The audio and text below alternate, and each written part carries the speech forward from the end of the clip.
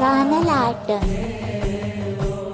എന്തിനാണ് മനുഷ്യരിങ്ങനെ കനലിലൂടെ ഓടുന്നത്?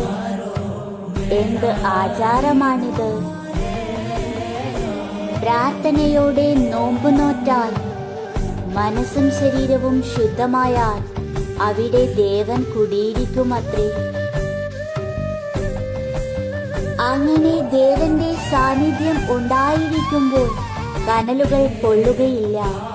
കാരണം ദേവനാണ് അപ്പോൾ ഓടുന്നത്.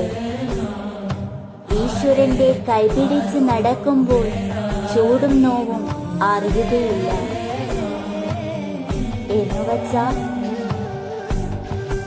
ജീവിതവും ഒരു കനലാട്ടമാണ്. ജനനം മുതൽ മരണം വരെ അനുഭവങ്ങളുടെ തീച്ചൂളകൾ കാത്തിരിക്കുമ്പോൾ മനവും ആത്മാവും ദേവന് സമർപ്പിച്ച് വ്രതം എന്ന പോലെ ജീവിക്കുമ്പോൾ മാത്രമേ ആ തീച്ചൂളകളും നമ്മെ പൊള്ളിക്കാതിരിക്കുകയുള്ളൂ. അനുഭവങ്ങളുടെ തീച്ചൂളകളെ അതിജീവിക്കാനുള്ള രഹസ്യമാണത്.